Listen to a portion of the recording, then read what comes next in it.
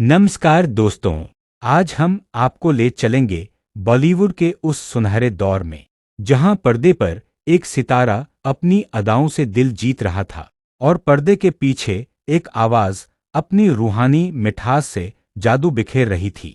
यह कहानी है एक अनोखी दोस्ती की।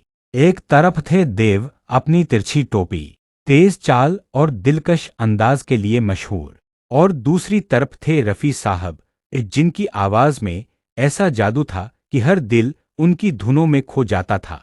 कैसे एक अभिनेता और एक गायक की जोड़ी ने पूरी दुनिया को दीवाना बना दिया, कैसे उनकी दोस्ती ने संगीत को अमर बना दिया। जानने के लिए वीडियो को अंत तक जरूर देखिए। मूवी की रंगीन गलियों में एक नया सितारा आया जिसका नाम देव था। उसका अंदाज सबसे निराला था, सिर पर तिरछी टोपी, आंखों में चमक और तेज चाल। वह पर्दे पर जादू बिखेरना चाहता था, पर उसे तलाश थी एक ऐसी आवाज की जो उसकी रूह को बयां कर सके।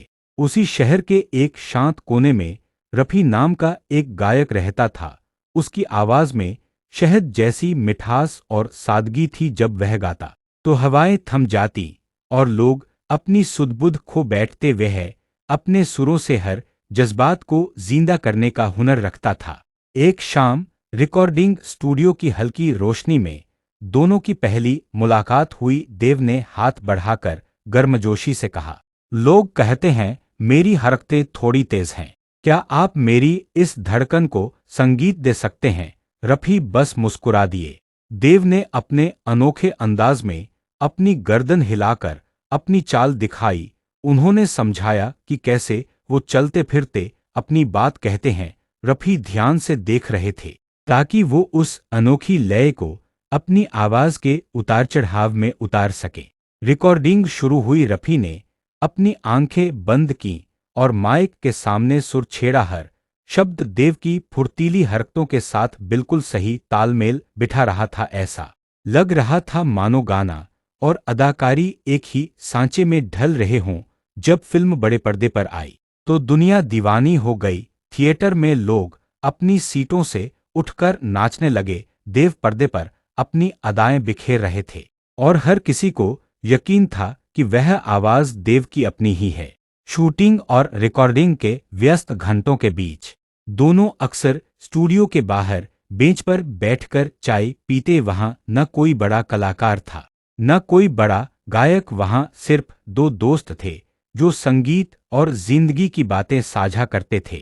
एक बार एक बेहद भावुक और उदास गाना रिकॉर्ड करना था। रफी ने उस धुन में अपनी पूरी रूह डाल दी। जब गाना खत्म हुआ तो पूरे रिकॉर्डिंग रूम में सन्नाटा छा गया। संगीत की ताकत ने सबको भावुक कर दिया था।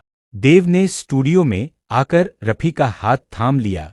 उन्होंने मुस्कुराते हुए कहा, रफी साहब, पर्दे पर मैं सिर्फ अपने होंठ हिलाता हूं, लेकिन उस किरदार में असल जान तो आप अपनी आवाज से फूंकते हैं।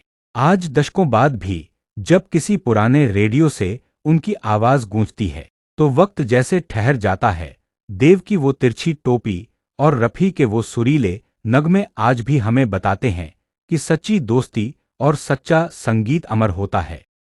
दोस्तों, यही थी देव और रफी साहब की वह दिल छू लेने वाली कहानी जो हमें सिखाती है कि सच्ची दोस्ती और सच्चा हुनर कभी मिटता नहीं।